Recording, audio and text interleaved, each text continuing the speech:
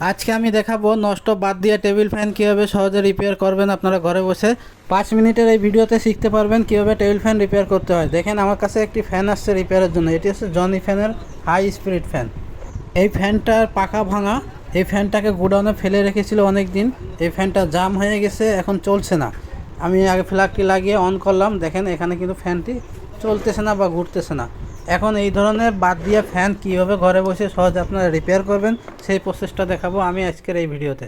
তো প্রথমে এটাকে খুলে নিতে হবে। এটা হচ্ছে লক সিস্টেম, এখানে চাপ দিলে খুলে যাবে। আমি খুলে নিয়েছি। এই সব কানেকশানগুলো ছাড়িয়ে নিতে হবে।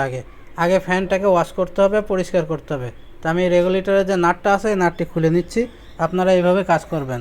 এখনই এই ফ্যানটা রিপেয়ার করা হয়ে যাবে আর এই ফ্যানটা একদম নতুনের মতনই চলবে।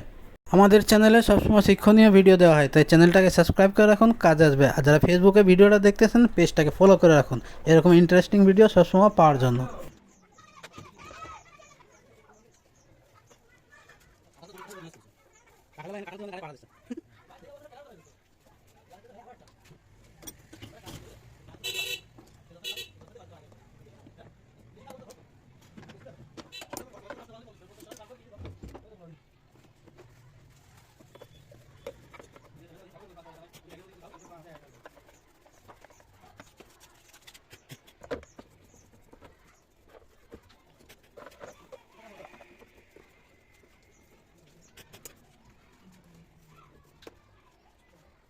প্রথমে আমি এই ফ্যান খুলে মোটরটাকে সুন্দর করে পরিষ্কার করে নিয়েছি। এখন একটু তেল দিয়ে দিচ্ছি। দেখেন এই 2 ফোঁটা তেল কিন্তু মোটরটাকে স্টার্ট করে দিবে। দেখেন মোটরটা জাম ছিল, এখন একেবারে ফ্রি হয়ে গেছে।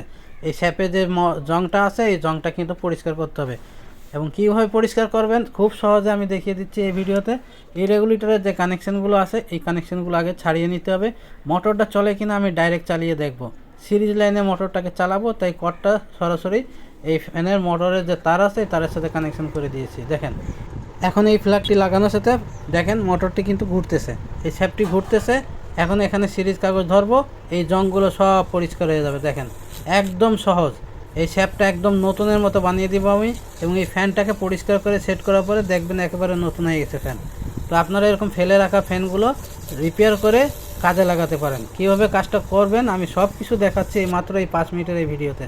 দেখেন শ্যাপটি পরিষ্কার করা হয়ে গেছে, প্লাগটি খুলে দিয়েছি, মোটরটি কিন্তু ঘোরা বন্ধ হয়ে গেছে। এখন আমি এই খাঁচাগুলো পরিষ্কার করে সেট করে দেবো ফ্যান। এই ফ্যানের যে অরিজিনাল পাখা আছে সেই পাখাটি কিন্তু ভাঙা। এই পাখা বাদ দিয়ে আমি নতুন এখানে পাখা লাগাবো। এবং নতুন পাখা লাগানোর পরে ফ্যানটা লোড নিতে পারতেছে কিনা, জোরে বাতাস হচ্ছে কিনা, হাই স্পিডে চলছে কিনা সব কিছু দেখতে পারবেন এই ভিডিওতে। তাই ভিডিওটা কোনোরকম স্কিপ না করে শেষ পর্যন্ত দেখার অনুরোধ রইল।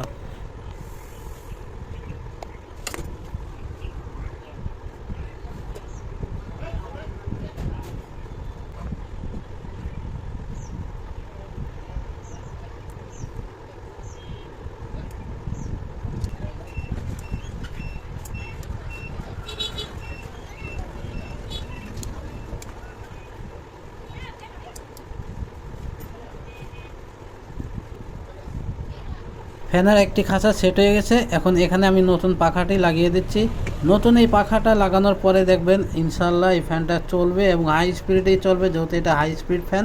এবং জামনাটটা ভালো করে টাইট দিয়ে দিবেন। আমি এখন খাঁচাটি লাগিয়ে দিচ্ছি। খাঁচা লাগানো হলেই কিন্তু রেগুলেটরের কানেকশানটি দেখিয়ে দেবো আপনাদের। অনেকে কমেন্ট করেছেন আপনারা যে রেগুলেটরের কানেকশান কীভাবে করতে হয়। দেখেন মোটরে যে 2টা তার আছে, একটা তার চলে যাবে ডাইরেক্ট এসি কর্ডের সাথে, আর একটি চলে যাবে রেগুলেটরের সাথে। আর এসি কর্ডের আরেকটি তার রেগুলেটরের সাথে চলে যাবে। তাহলে হয়ে গেল কানেকশান। একদম সহজ কানেকশান আমি দেখিয়ে দিচ্ছি। দেখেন রেগুলেটরের একটি তার আর মোটরের একটি তার এটি জুড়ে দিবেন এবং এখানে এসি কর্ড আর রেগুলেটর জুড়ে দিবেন। আর মোটরের সাথে একটি এসি কর্ডের কমান দিয়ে দিবেন। যদি না বুঝে থাকেন আপনারা ভালো করে দেখে নিন। এই যে রেগুলেটরের কানেকশানটি আমি করে নিয়েছি। এখন রেগুলেটরটি সেট করে দেব এই বডির সাথে।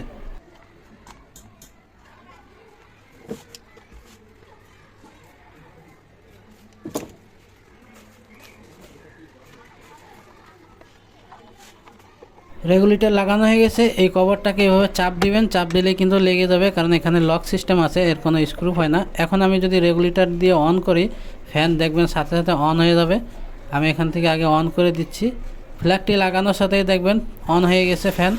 এই যে ফ্যানটা চলতেছে ঝড়ের মতো, দেখেন একেবারে ঝড়ের মতো চলতেছে। এটি হচ্ছে হাই স্পিড ফ্যান, আমি স্পিডটি কমিয়ে দিচ্ছি। দেখতে পাচ্ছেন একেবারে নতুনের মতো ফ্যান চলতেছে। এই ছিল আজকের ভিডিওটা ভালো লাগলে লাইক দিয়ে শেয়ার করে দিবেন।